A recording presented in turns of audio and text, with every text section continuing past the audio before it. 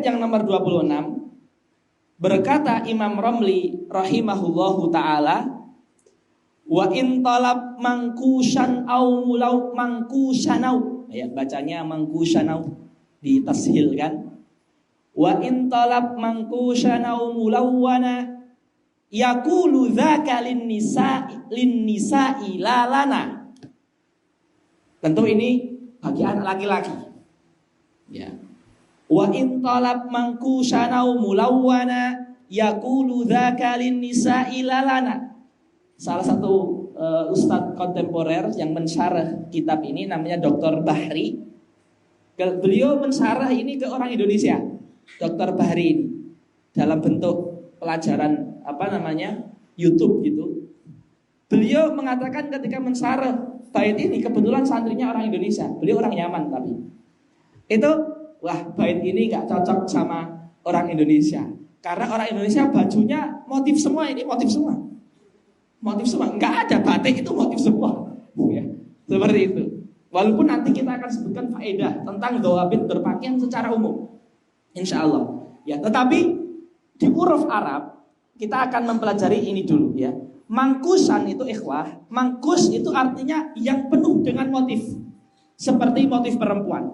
Orang Arab itu bajunya tuh polos semua, jubah itu kan polos, coklat ya coklat, polos, nggak ada gaya-gayanya. Ya, seperti itu. Nah, makanya kalau ada baju bermotif itu di uruf adat mereka itu perempuan, di adat mereka, ya, perempuan.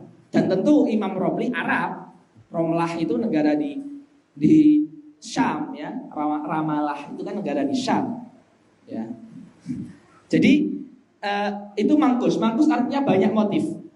Tentu nilai yang kita ambil adalah sejak kecil kita sudah menghindarkan anak itu dari pakaian yang beda jenis. Yang perempuan jangan dikasih pakaian laki-laki. Jadi yang perempuan itu jangan mentel, ya, bahasanya kita tuh mentel, ya. Mentel tuh tomboy, ya. Yang laki-laki jangan ke perempuan, banci, ya. Nah, itu jangan seperti itu. Karena ya pernah ya saya dengar sebuah muhadharah pengajian ketika itu seorang ahli psikologi menceritakan tentang LGBT, homo ataupun lesbian. Itu ternyata ya ada sebagian yang terkena seperti itu karena sejak kecil diperlakukan sama temennya atau sama lingkungannya dia seperti perempuan. Si anak laki-laki tadi, sehingga dia merasa minder, kok saya diperlakukan seperti ini. Akhirnya dia karena putus asa di hidupnya terus mengatakan, ya sudahlah, saya tak jadi perempuan saja, nggak apa-apa, biar pacar saya laki-laki. Padahal dia laki-laki. Ternyata itu punya efek psikologi yang luar biasa, sampai perbuatan yang bisa dikatakan haram mughalladhon, haram tingkatan tinggi, yaitu LGBT tadi. Makanya ini penting sekali. Belum lagi kalau kita lihat ke faedah syariatnya, la'anallahu al-mutasabbihina bin nisa wal mutarajjilati al-mutasabbihina minar rijali bin nisa wal mutarajjilati minan nisa'i birrijal. Dan Allah melaknat orang laki-laki yang menyerupai perempuan dan perempuan yang menyerupai laki-laki, itu terlaknat, artinya dosa besar. Selain tadi doror-doror yang lain-lain tadi, ya. Maka dari itu, ya, ini intinya seperti itu. Adapun soal corak dan soal warna, ini kembalinya nanti ke uruf, kembalinya ke uruf. Kemudian mulawana, dan dilarang berpakaian yang berwarna. Ini maksudnya karena setiap pakaian mesti punya warna. Maksud warna di sini adalah warna yang ada larangannya. Ya, seperti bagi laki-laki warna za'faron. Za'faron itu pakaian yang dicelupkan di sebuah tanaman namanya za'faron. Itu di Arab hadisnya dilarang karena itu biasanya pakaian yang dipakai oleh perempuan dan ibu-ibu. Ya, jadi warna itu udah menjadi ciri warnanya ibu-ibu di zaman itu. Ya, jadi kalau ada pakaian dicelup za'faron, kainnya, oh ini pakaian perempuan. Artinya kalau ada laki-laki pakai itu, itu langsung dibully, artinya jijik, ente laki-laki pakai pakaian perempuan. Nah, dan ini terjadi betul ya. Akramallahu samiin ya, akramallahu samiin. Ya. Apa namanya? Kayak apa ya? Afwan. Di Arab ya, anak laki-laki, baik itu bayi kecil, SD, anak-anak kecil gitu ya. Itu tuh nggak ada kita ke pasar terus mencari celana dalam anak laki-laki untuk anak-anak kecil, itu nggak ada yang jual. Jadi kalau misalkan ada yang punya anak di Sudan ya, terus pengen nyarikan celana dalam buat anaknya yang laki-laki, itu di pasar nggak ada yang jual. Karena itu pakaian perempuan, anak perempuan. Suatu saat pernah terjadi,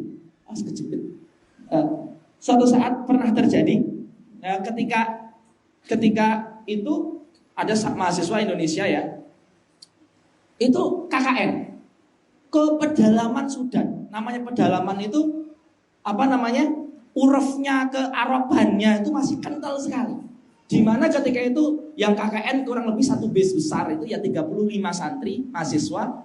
Orang Indonesianya itu cuma 5, sisanya orang Afrika, orang Arab semua, 30 itu. Ada mahasiswa Indonesia itu laki-laki semua tentu, karena kita nggak ada ikhtilat ya di kampus itu, laki-laki sendiri, perempuan sendiri. Ketika itu mahasiswa Indonesia ini, itu afwan, akramallahu samiin, ini menunjukkan uruf itu mempunyai hukum, mempunyai konsekuensi hukum. Ketika di sebuah adat ini ciri perempuan, itu bisa jadi haram. Ketika sebuah adat ini bisa ciri laki-laki kemudian perempuan pakai, itu bisa jadi haram juga. Nah, ketika itu ada seorang mahasiswa Indonesia menjemur celananya tadi, celana yang dalam tadi. Ketika mau ngambil itu celana sudah hilang semuanya dan dikasih tanah, kasih lumpur, terus dia marah-marah. Ini siapa yang lakukan gini? Marah-marah ke orang Afrika, orang Indonesia tadi. Orang Afrikanya langsung keluar bareng-bareng. Di sini ente perempuan ente katanya. Gak ada perempuan tinggal sama kita di sini. Itu perempuan itu katanya. Artinya benar-benar orang itu jijik sejijik-jijiknya sampai pakainya gak hanya dijatuhkan, sampai dilumuri dengan tanah. Karena itu sangat aib sekali. Lah, begitupun za'faron tadi. Ya, za'faron itu warnanya coklat biasa kayak gini. Kalau kita lihat, ya apa salahnya? Paham gak? Tapi ketika uruf di sana itu sudah menjadi mindset di otak itu tertanam, itu perempuan. Lah itu jadi aib sekali. Nah, intinya yang kita ambil pelajarannya adalah pakaian di uruf mesti ada yang jadi ciri itu pakaian perempuan. Kayak pakaian yang ketat, itu laki-laki nggak boleh dipakaikan seperti itu. Ketat sampai kakinya kelihatan, bentuk tubuhnya ketat sekali. Ya, itu nggak boleh anak laki-laki pakai itu, kecil itu nggak boleh, apalagi dewasa udah balik, sudah jenggoten, itu pakai masih celana yang sempit sekali, itu sangat aib sekali.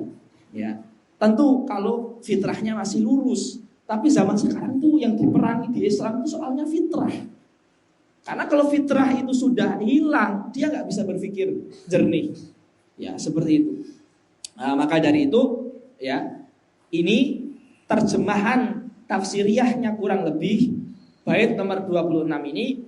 Dan apabila anak meminta pakaian dengan motif yang macam-macam, artinya tidak seperti jenisnya laki-laki, perempuan, atau berwarna mencolok warna yang tidak untuk jenisnya, atau warna yang dilarang, maka hendaklah pengasuh itu berkata apabila itu laki-laki, itu pakaian perempuan, bukan pakaian laki-laki.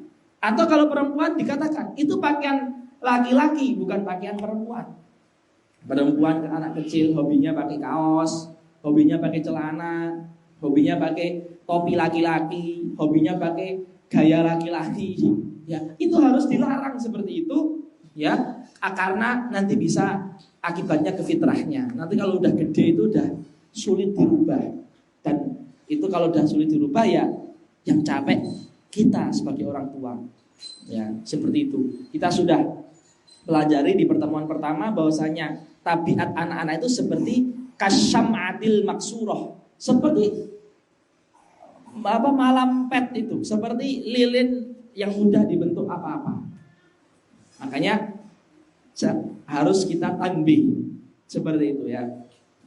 Kemudian ini ada faedah dari Dr. Al-Bahri. Ini faedah buat kita semuanya, bang udah dewasa juga. Secara umum pakaian itu kembalinya ke uruf dan adat masing-masing, dan dia halal asalkan memenuhi koridor yang di sini kami ringkaskan kurang lebih ada 4 koridor umum biar halal. Yang pertama, itu bukan pakaian khusus yang menjadi syiar orang kafir. Itu bukan pakaian khusus yang menjadi syiar orang kafir. Tentu sekarang banyak pakaian yang mana orang kafir pakai, orang muslim juga pakai. Bukan jadi syiar mereka. Ini gak ada masalah, mubah.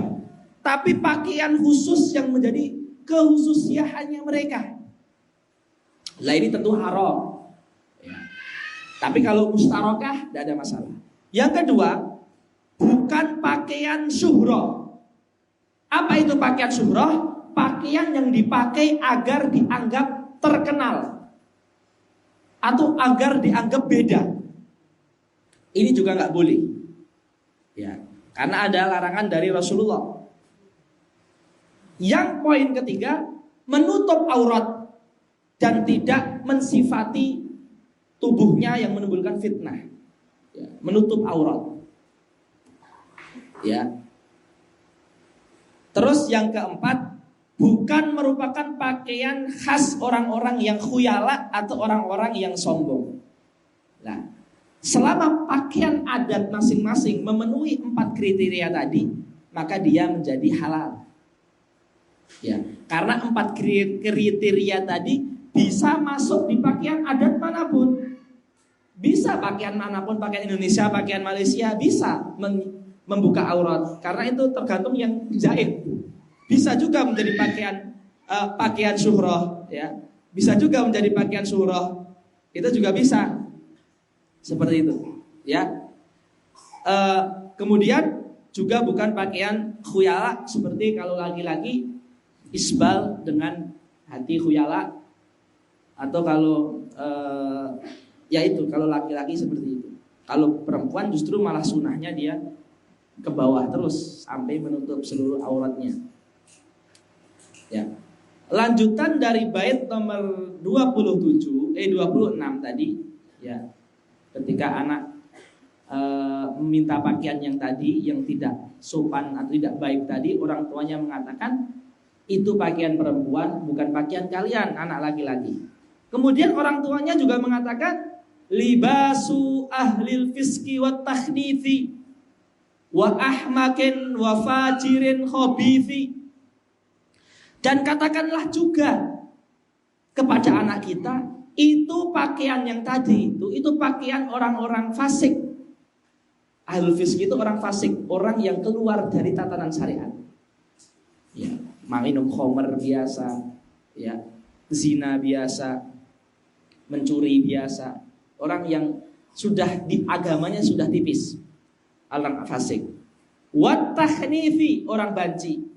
Wa ahmakin, orang yang kurang akalnya, agak gila. Wa fajirin, fajir sama fasik sama. Khobithi artinya orang yang tercela. Ya, katakanlah ke anak itu seperti itu. Jangan pakai itu pakainya preman. Jangan pakai itu pakainya orang jahat. Jangan pakai itu pakainya orang kafir. Jangan pakai itu pakaiannya orang yang suka minum khamr. Jangan pakai itu pakaiannya orang yang suka berbuat jahat. Lah itu disebutkan ke anak seperti itu. Maka sampai Imam Romli pun mengajarkan cara menanbihnya. Katakanlah dzakalin nisa ilalana libasu ahlil fiski wa takhnithi wa ahmakin wa fajirin khobithi. Ya katakan itu dengan anak-anak kita seperti itu. Kemudian al-hadirin yang dimuliakan Allah Subhanahu wa taala, ini ada faedah. Ya, tadi hadis yang la'anallahu al-mutasyabbihin minar rijali bin nisa wal mutasyabbihati minan nisa'i bir rijal, itu hadis sahih ya, ada di Musnad Imam Ahmad. Ya, hadisnya sahih.